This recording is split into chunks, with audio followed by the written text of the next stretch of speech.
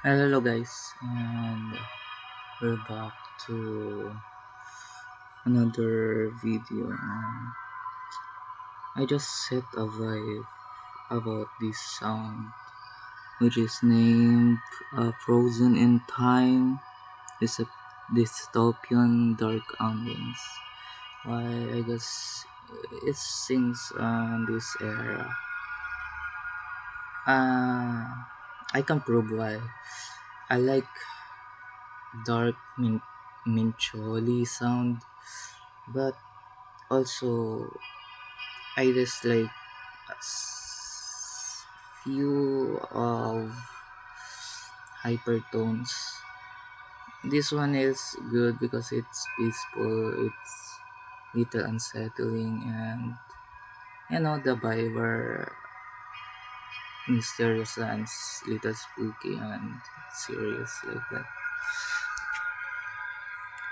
Guys, we just here and gonna talk something, and yeah, I want to share. I just watched some video online, a TikTok video about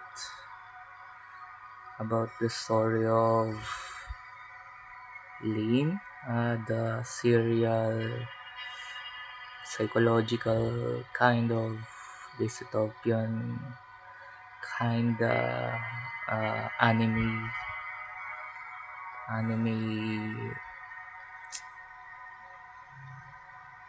yeah, it's the title is called Lane and Experiment like that, and it's all about a girl na nakaka-experience ng detachment sa sarili niya. They like questioning the things, and she have a depressive episode about their thinking, their they are experiencing detachment and disoriented reality like that. And yeah, I can relate with those things, and I understand that so much because you know when it comes being aware as human, you start to question things, your body, your hand, your soul, if there's a soul. But for me, as the time comes, I just give up the belief of soul because I just see a better thing.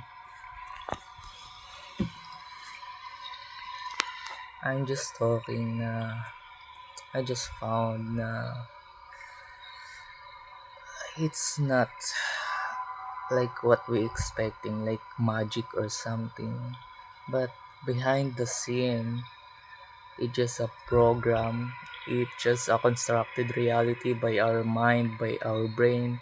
Brain can make their stories, can make lores, can also direct a movie, which is when you're dreaming, you're sleeping, you experience that temporary movie of reality, fictional events. I'm just talking na kung ano yung nararamdaman mo, kung anong vibe yung era na nararamdaman mo, kung ano yung vibe mo pag nakikita mo itong mga bagay na to. It's all just our mind. It's just imagination all of that are imaginations. Do we really need to believe our meanings and our mind? Because you know what, we did to configurize, to learn those patterns, and to understand metacognitionally our brain, to understand what we as and what we as humans, and that is a little spooky and terrifying because the fact that we are just flesh and some kind of some kind of poetic creatures, land creatures, and we're not sure kung saang species pa tayo nagmula, and we just exist and become like others. Yeah, and just questioning some view about existence too.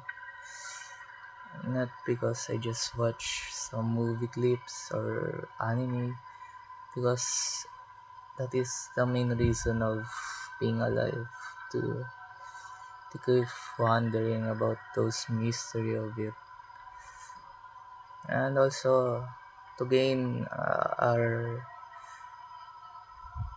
reliable informations. Kasi hirap maniwala kung hindi tayo sure na tama ba yung pinapaniwalaan natin, di ba? Hindi natin sure kung tama ba tayo mag-isip, di ba? Although, pwedeng mag-isip yung maraming tao din na katulad natin sa iba-ibang way, at pwedeng magkapare-parehas yung vote or yung paniniwala nila sa isa't isa, pero it's still not enough. We really just made our mind. We just made this constructed reality to our mind. It's just a clay. It can be molded, change, tune. It's completely dynamic. You can change everything as you wanted. It's the mechanics of randomness of our minds, our consciousness. But I think that not random. We are a full form humans, and yeah, it's been a decades ago nung nagsimula tayo sa caveman punta sa generation na to. It's almost unbelievable decades hanggang nandito na tayo sa era na to. Nandito na ako sa era ko to, which is there's a technology, there's a safety on cities, there's a food, summers, there's everything you can imagine on this wild nature. But the problem, we don't know totally what we are. We don't totally know kung ano ba tayo at kung saan ba tayo nagmula. And also, the existential dreads of becoming alive is still here. The fear of death is still here because we are alive. We naturally fear those suffering, that pain, that bad attitude, the bad experience on this existence.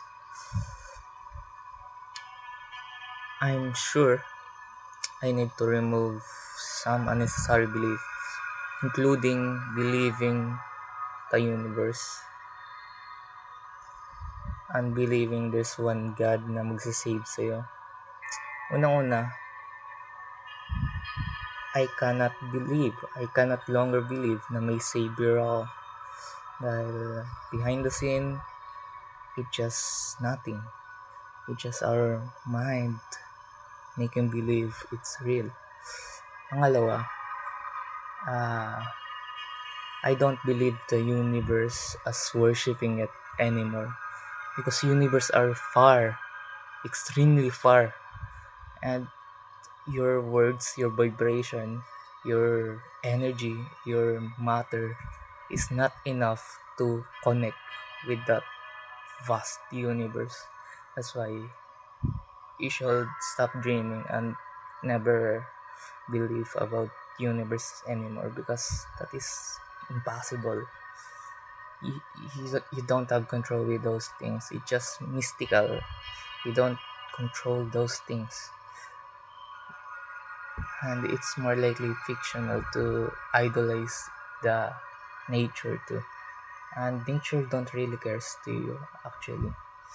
So yeah, we are here to expand our thinking, to be alive, to survive for every day. That is my realization. And yeah,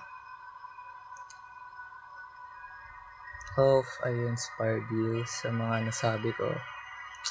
So, just my biggest on and off. My biggest on and off in things. Na on ako pag ganito at off ako pag ganito yung paniniwala. It's my selected thoughts. And become smarter because I can self-reason, reflect myself based on realistic and and more rendered beliefs and model of minds. So yun lang. Like, comment, and subscribe at see ya. Bye!